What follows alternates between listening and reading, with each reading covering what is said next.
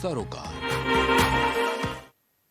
नमस्कार, आप देख रहे हैं प्राइम टीवी और मैं हूं आपके साथ मुस्कान अजमानी। इस वक्त की बड़ी खबरों से आपको रूबरू करा दें, जहां लोकसभा चुनाव से ठीक पहले कांग्रेस नेता राहुल गांधी फिर यात्रा निकालने वाले हैं।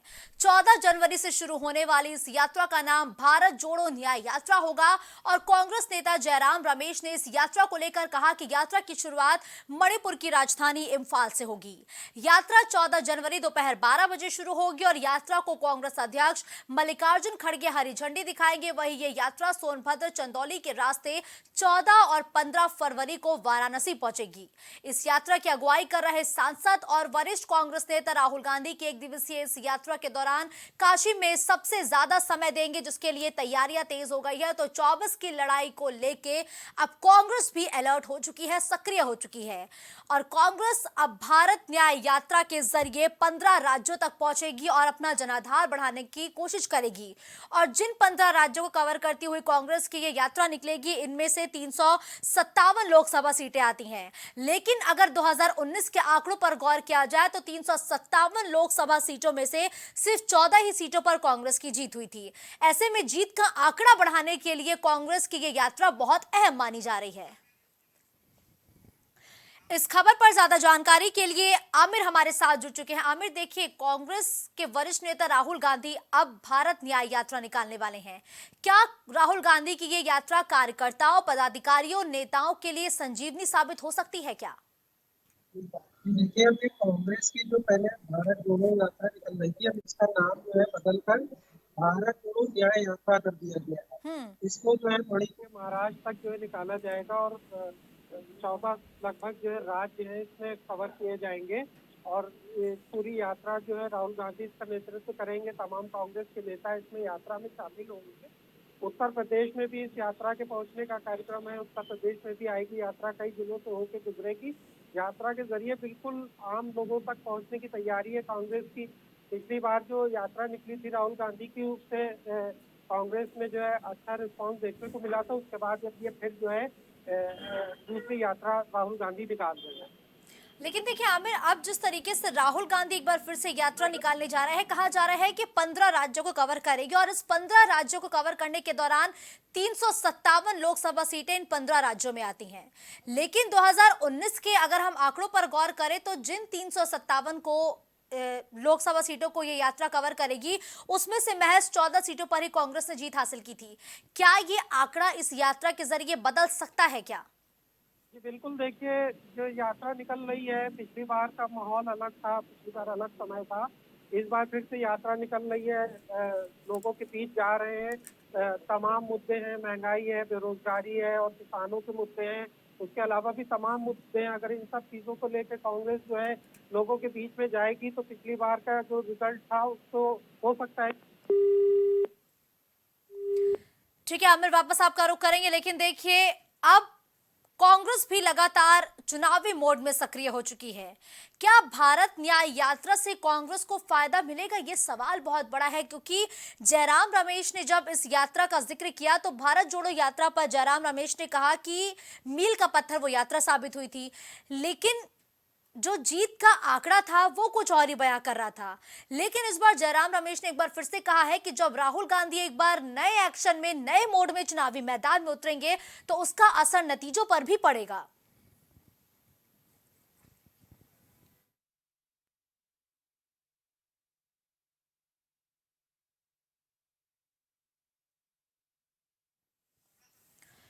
तो देखिए, 15 राज्य, 357 लोकसभा सीटें, ये लक्ष्य है इस यात्रा का कांग्रेस ने जो निर्धारित किया है। और इस लक्ष्य को पाने के लिए राहुल गांधी अब एक बार फिर से यात्रा निकालेंगे। मणिपुर की राजधानी इंफाल से इस यात्रा की शुरुआत होगी और मणिपुर इस वक्त हिंसा की आग में जल रहा है। इस यात्रा के दौरान यह भी एक बड़ा मुद्दा बनाया जाएगा। लेकिन भारत जोड़ो यात्रा में जिस तरीके से कहा गया कि राहुल गांधी की इस यात्रा को यूपी में ज्यादा नहीं रोका गया, समय राहुल गांधी ने नहीं दिया, जिस वजह से जो परिणाम है वो उनके पक्ष में नहीं आए। और इस बार ये यात्रा तकरीबन 11 दिन तक यूपी में रहेगी। आमिर एक बार फिर से ज्यादा जानकारी के साथ हमारे साथ जुड़ चुके हैं। आमिर, देखिए, भारत न्याय यात्रा से कांग्रेस को फायदा मिलेगा या नहीं मिलेगा, ये तो बात का सवाल है। लेकिन भारत जोड़ो यात्रा को लेके यही कहा गया था, जो वरिष्ठ पत्रकार और जो लोग बताते हैं कि अगर भारत जोड़ो यात्रा को यूपी में ज्यादा समय दिया गया होता तो नतीजे कुछ और होते। इस बार भारत जो कांग्रेस की ये यात्रा है जो राहुल गांधी निकाल रहे हैं, यूपी में कितना समय देने वाली है? देखिए, अब से जो है यूपी के भी कई जिलों को में ये यात्रा आएगी। जो राहुल गांधी की यात्रा है, भारत जोड़ो न्याय यात्रा, ये प्रमुख रूप से जो है 3 मुद्दों को लेकर के ये लोग चल रहे हैं। सामाजिक न्याय, आर्थिक न्याय और आर्थिक न्याय को लेकर। तो इसमें इस बार यूपी के कई जिलों से होकर ये यात्रा गुजरेगी। पिछली बार उत्तर प्रदेश में कांग्रेस के लिए रिजल्ट अच्छा नहीं था, तो इसलिए कई जिलों में राहुल गांधी की यात्रा जो है आ रही है, तो उससे बिल्कुल उसका असर देखने को मिल सकता है। देखिए आमिर, आज जब जयराम रमेश इस यात्रा को लेकर जानकारी साझा कर रहे थे तो उन्होंने एक बड़ी बात कही कि भारत जोड़ो यात्रा मील का पत्थर साबित हुई थी। लेकिन किस आधार पे उन्होंने इतनी बड़ी बात कही है, क्योंकि नतीजे तो बिल्कुल विपरीत आए। नहीं, देखिए, जो पिछली बार राहुल गांधी ने भारत जोड़ो यात्रा निकाली थी, उसको लेकर आम जनमानस में उसको बहुत अच्छा उसका रिस्पांस देखने को मिला था। उसी आधार पर जो है अब ये फिर से राहुल गांधी की जो है यात्रा दूसरी निकाली जानी है, जिसको लेकर जो है कांग्रेस में बहुत उत्साह है। और पिछली बार जो नतीजे आए थे, भले ही वो जो है सीटों में कन्वर्ट ना हो पाया हो, लेकिन जो है उसका जो जमीनी स्तर से जो रिस्पांस आया था, उसको लेकर जो है ये दूसरी बार यात्रा प्लान की जा रही है। बिल्कुल उसको लेकर उत्साह है कांग्रेस में। बिल्कुल ठीक है, धन्यवाद आमिर इस खबर पर हमारे साथ जुड़ने के लिए।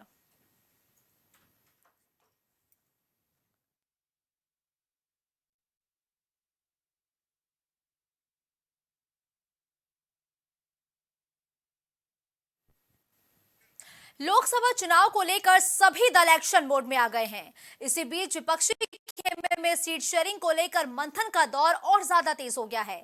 सबकी नजर उत्तर प्रदेश पर है। 80 लोकसभा सीटों वाले यूपी में समाजवादी पार्टी और कांग्रेस के बीच सीटों का बंटवारा आखिर कैसे होगा, ये सवाल बना हुआ है। नजर इस बात पर भी टिकी हुई है कि पहले ऐसी खबरें थी कि यूपी कांग्रेस सूबे की 40 सीटों पर चुनाव लड़ने के लिए दावेदारी पेश कर रही है, लेकिन पार्टी के तेवर अब कुछ नरम पड़ते हुए दिखाई दिए हैं।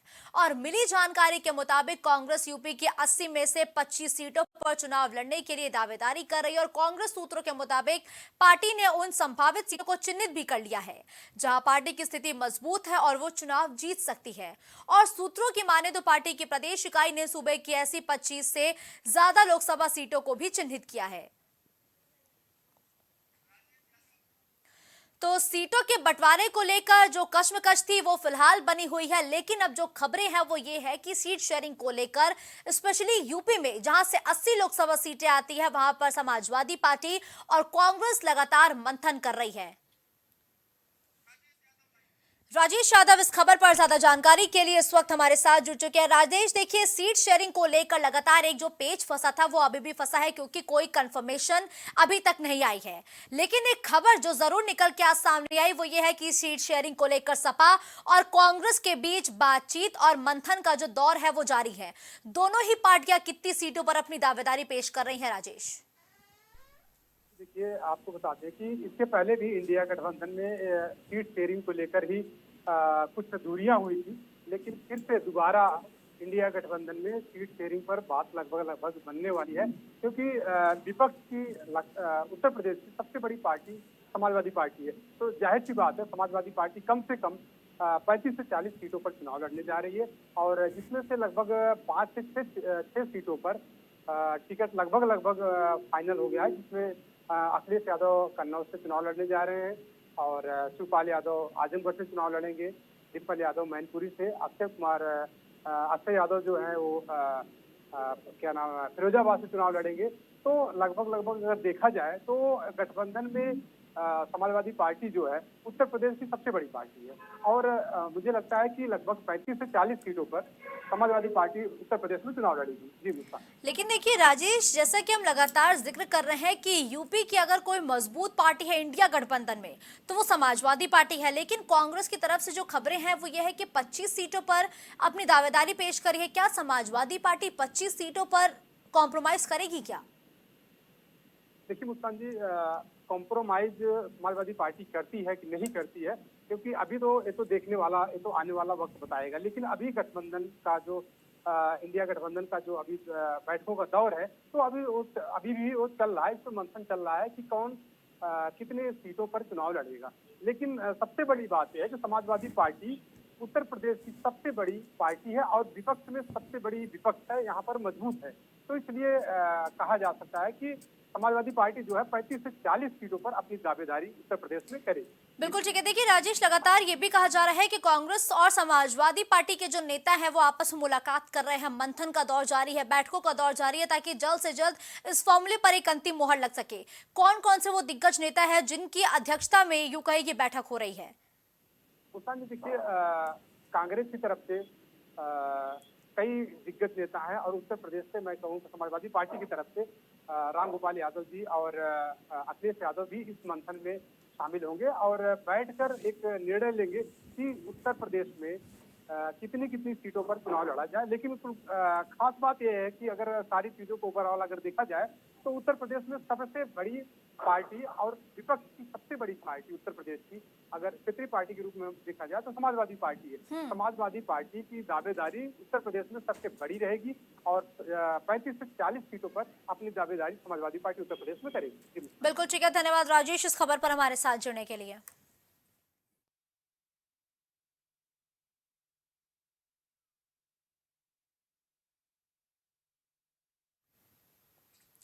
अयोध्या में तैयार हो रहे राम मंदिर के उद्घाटन की तारीख अब बेहद नजदीक आ गई है, इसलिए अब तैयारियां जो है वो युद्ध स्तर पर की जा रही हैं। इसी बीच श्री राम जन्मभूमि तीर्थ क्षेत्र ट्रस्ट ने सोशल मीडिया पर राम मंदिर निर्माण को लेकर एक विस्तृत जानकारी राम भक्तों को दी है। देश दुनिया के भक्तों को मंदिर के स्वरूप, उसकी विशेषताओं के बारे में बताया गया और 32 सीढ़ियां चढ़कर भक्त अपने राम लला के दर्शन कर पाएंगे, ये भी जानकारी ट्रस्ट की तरफ से सोशल मीडिया पर साझा की गई है। मंदिर के प्रवेश द्वार पर कदम रखते ही भक्त गणेश जी और हनुमान जी के दर्शन कर पाएंगे और मंदिर के सामने गरुड़ देव की एक प्रतिमा को स्थापित किया गया है। दर्शन की टाइमिंग के मुताबिक राम मंदिर के उद्घाटन के बाद हर दिन 14 घंटे मंदिर को खोला जाएगा और 1.5 लाख भक्त इस दौरान दर्शन कर सकेंगे। दर्शन के लिए तय समय की बात करें तो सुबह के समय भक्त 7 बजे से लेकर 11:30 से दर्शन कर सकेंगे और प्रथम बेला के दर्शन के बाद भक्त दोपहर के 2 बजे से लेकर शाम 7 बजे तक रामलला के दर्शन कर सकेंगे। बिना किसी रोक टोक के इस दौरान दर्शन किया जा सकेगा। तो देखिए, अयोध्या में ट्रस्ट की तरफ से एक साझा जानकारी दी गई है, साथ ही तस्वीरों के जरिए राम मंदिर निर्माण कार्य की जानकारी साझा की गई है, साथ ही मंदिर की टाइमिंग को लेकर भी बड़ी बात कही गई है। शक्ति ज्यादा जानकारी के लिए इस वक्त हमारे साथ लाइव जुड़ चुके हैं। शक्ति, देखिए प्राण प्रतिष्ठा की तारीख जैसे जैसे नजदीक आ रही है, तैयारी युद्ध स्तर पर जारी है और अब ट्रस्ट की तरफ से एक और तस्वीर साझा की गई है जिसमें साफ तौर पर दिखाया गया है कि मंदिर कितना अलौकिक और सुंदर है और साथ ही टाइमिंग को लेकर भी जानकारी दी गई है कि 14 घंटे तक दर्शन के लिए मंदिर खुला रहेगा। और क्या कुछ जानकारी ट्रस्ट की तरफ से साझा की गई है श्रद्धालुओं के लिए?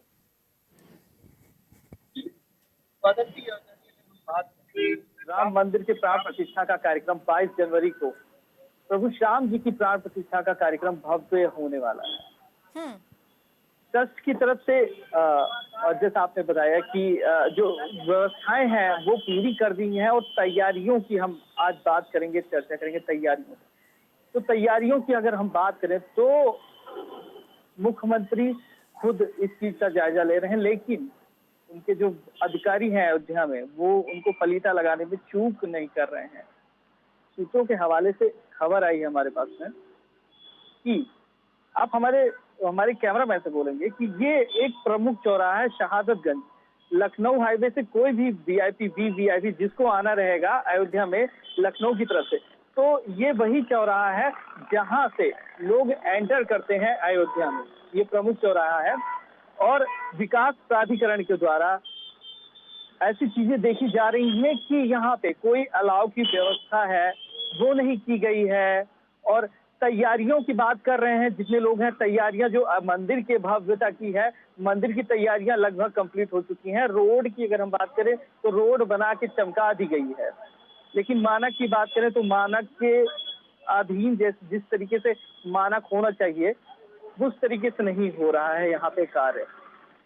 और शक्ति, लगातार काम किया जा रहा है और साफ तौर पर अलाव की फिलहाल कोई व्यवस्था नहीं है, वो तो हम देख पा रहे हैं। लेकिन देखिए, इसी बीच एक और मुद्दा नेताओं को राजनीति का मिल गया है। अब रामलला की नई और पुरानी मूर्तियों को लेकर विवाद छिड़ गया है, जिसको लेकर आरोप प्रत्यारोप का दौर जारी है। इस पूरे मामले पर जो साधु संत है उनकी तरफ से क्या कहा जा रहा है? साधु संतों की अगर हम बात करें तो वो पहले से ही खफा दिखाई पड़ रहे हैं। ट्रस्ट जो क्या 30 दिसंबर को कार्यक्रम हुआ था और 22 जनवरी के कार्यक्रम को लेके कुछ यहाँ के साधु संत हैं वो खफा दिखाई पड़ रहे हैं, इसलिए कि उनको न्योता नहीं भेजा गया। यहाँ के जो क्षत्रिय समाज है, जिसके वंशज हैं क्षत्रिय प्रभु श्री राम के, उन क्षत्रियों को भी न्योता नहीं दिया गया है और अखबारों में भी खबरें आई थी। इसी की ट्रस्ट के द्वारा उनको 22 जनवरी के कार्यक्रम में शामिल नहीं किया गया है और खासा उसमें जो साधु संत है उनमें देखने को मिल रहा है कि जो मूर्ति को लेके विडंबनाएं चल रही हैं वो अभी क्लियर नहीं कर पा रहे हैं कि नई मूर्ति किस तरीके से स्थापित कर रहे हैं। जो ट्रस्टी हैं वो अपने हिसाब से कार्य कर रहे हैं। हमें अयोध्या में कार्य करते दिख रहे हैं। बिल्कुल शक्ति, तो लगातार काम युद्ध स्तर पर जारी है, लेकिन मूर्तियों को लेकर भी जो सियासत है वो छिड़ी हुई है और एक बड़े पैमाने पर कहा जाए शक्ति, तो देखिए इस कार्यक्रम को भव्य बनाया जा रहा है। नेता से लेकर अधिकारी सभी जुटे पड़े हैं, क्योंकि ये एक पुराना मुद्दा है, लोगों की आस्था से जुड़ा हुआ मुद्दा है। एक लंबी राजनीति हुई, अदालत में भी ये सुनवाई लंबे टाइम तक देखने को मिली। ऐसे में जब ये राम मंदिर अब लोगों को सौंपा जा रहा है और जब प्राण प्रतिष्ठा कार्यक्रम के दौरान लोग आएंगे, जो अतिथि आएंगे, उनके लिए क्या विशेष इंतजाम किए गए हैं? उनको किस तरीके से एंट्री दी जाएगी? जो लोगों के रुकने की व्यवस्था है, अब यहाँ पे टेंट सिटी बनाई जा रही है, क्योंकि जिस तरीके से यहाँ पे लोग आने वाले हैं 22 जनवरी के कार्यक्रम को लेके, देश विदेश से लोग आने वाले हैं। कितने नदियों का जल है वो भी यहाँ पे प्रभु श्री राम जी के प्राण प्रतिष्ठा के लिए आने वाला है।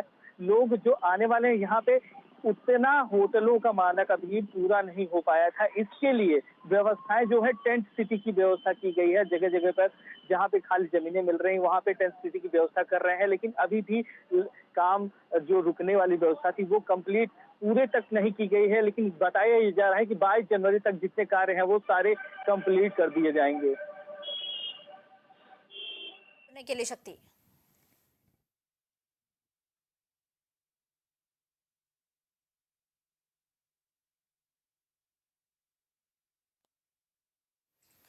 दुनिया के पर्यटन मानचित्र पर यूपी साल दर साल नए रिकॉर्ड के साथ अपनी मजबूत स्थिति दर्ज करा रहा है। यूपी हर गुजरते हुए साल के साथ अपने रिकॉर्ड को ही तोड़ रहा है। साल 2022 की बात करें तो यूपी में आने वाले पर्यटकों की संख्या जहां 31.85 करोड़ थी, तो वहीं 2023 के शुरुआती 9 महीनों में ही 32 करोड़ से ज्यादा पर्यटकों ने यूपी को एक्सप्लोर किया है। इसमें बड़ी संख्या में विदेशी पर्यटक भी हैं। वहीं प्रदेश में सर्वाधिक पर्यटकों ने काशी का रुख किया है, यानी कि बाबा भोलेनाथ की नगरी में जो ज्यादा पर्यटक है वो जाते हुए नजर आए हैं, जबकि प्रयागराज और अयोध्या आने वाले सैलानियों की संख्या भी करोड़ों में रही है।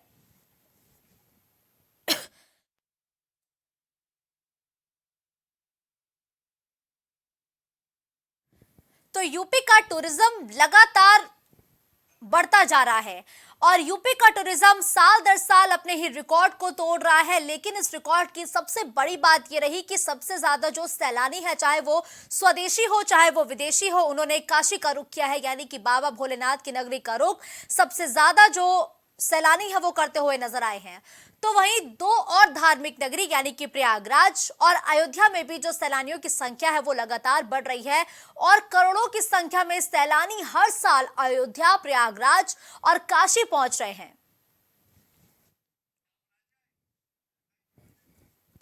अजय द्विवेदी इस खबर पर ज्यादा जानकारी के लिए इस वक्त हमारे साथ जुड़ चुके हैं। देखिए अजय, यूपी हर साल अपने ही रिकॉर्ड तोड़ रहा है और सैलानी बड़ी संख्या में यूपी आ रहे हैं। किस तरीके से पर्यटकों में इजाफा हुआ है? कुछ समय से यूपी हमेशा पर्यटन के मामले में सुर्खियों में रहा। इस बार तो यूपी ने पहला स्थान भी प्राप्त किया है पर्यटन के मामले में।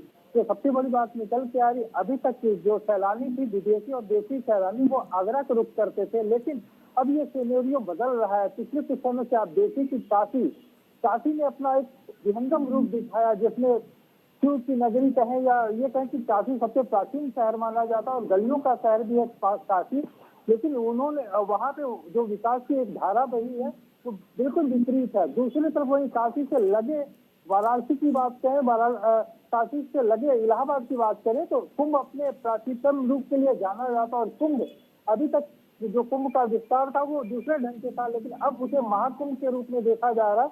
जो गंगा का संगम है वो एक विहंगम रूप के लिए जाना जा रहा है, और सैलानियों का जो रुख है वो काशी के साथ साथ अयोध्या की तरफ भी जाने लगा है। और अयोध्या की बात करें तो इस समय पूरा देश एक तरह से अयोध्या में या राम में हो चुका है, तो अयोध्या भी आने वाले समय में एक बड़ा पर्यटन का हब होगा। जी बिल्कुल, लेकिन देखिए अजय, अगर हम पहले गौर करें कुछ सालों पहले तो ये माइंडसेट देखने को मिलता था कि जो एक बार यूपी आ गया वो दोबारा यूपी नहीं आता था। लेकिन क्या जो सैलानियों की संख्या बढ़ रही है, क्या लोगों का माइंडसेट भी यूपी को लेके बदल रहा है क्या?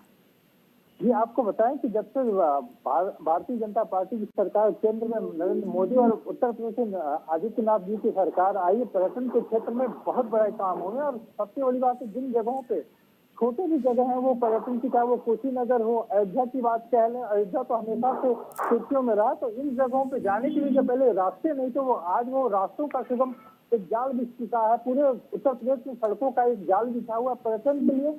सबसे बड़ी बात इसलिए भी सैलानी, अब पहले जो देश विदेश के सैलानी ही आते, तब तो बहुत दूर दूर से भी सैलानी आने लगे। और वही बात आपको बताया, सबसे बड़ी बात है कि कुंभ जो एक बड़ा मुद्दा था पर्यटकों के आने का, इस बार जो अभी 2024-25 में कुंभ की बात करें तो 192 देशों से सैलानी को बुलाने का भी प्रस्ताव रखा है, तो कुंभ चलो का अभियान भी देने की बात कही गई।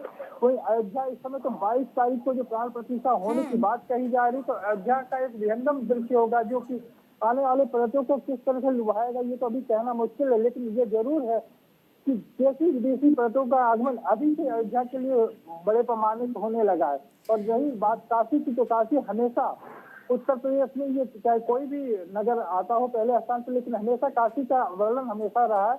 और पिछले दिनों तो आप देखिए, जब से मुख्यमंत्री आदित्यनाथ, प्रधानमंत्री नरेंद्र मोदी ने काशी का जो जीर्णोद्धार किया वो अपने आप में अनूठा है। जी बिल्कुल ठीक कहा अजय कि लगातार जो यूपी है वो विकास की पथ पर अग्रसर है, टूरिज्म क्षेत्र में भी बढ़ावा हो रहा है। ऐसे में जिक्र करना पड़ेगा अब अयोध्या का बहुत जरूरी है, क्योंकि 22 जनवरी को प्राण प्रतिष्ठा के बाद राम मंदिर के कपाट हमेशा हमेशा के लिए सभी श्रद्धालुओं के लिए खुल जाएंगे। ऐसे में अयोध्या अब किस तरीके से यूपी के टूरिज्म को बढ़ाता हुआ नजर आएगा आगामी कुछ दिनों में?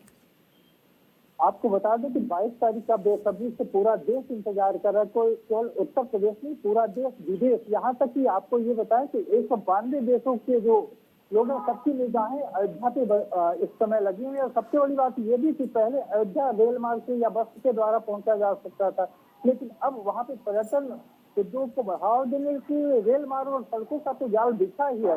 रेलों का भी आपने सुना होगा कि दोहरीकरण भी हुआ। वो सबसे बड़ी बात निकल के आ रही, अंतर्राष्ट्रीय एयरपोर्ट का वहाँ पे काफी स्वरूप बदला गया। और जो कि 22 तारीख की अगर केवल बात करें तो 22 तारीख में लगभग 100 से ज्यादा विमान उतारने तक की बात रखी गई। और जो अयोध्या नगरी है वो तो प्राचीन शहर है ही, आराध्य राम का शहर है, लेकिन इस समय अयोध्या नगरी का दृश्य बिल्कुल विहंगम हो चुका है। इस समय वहाँ जगह जगह जो प्राचीन शहर था उसको और उसकी प्राचीनता को बरकरार रखते हुए काफी सुंदर और स्वच्छ बनाया गया है। जी बिल्कुल ठीक है, धन्यवाद अजय इस खबर पर हमारे साथ जुड़ने के लिए।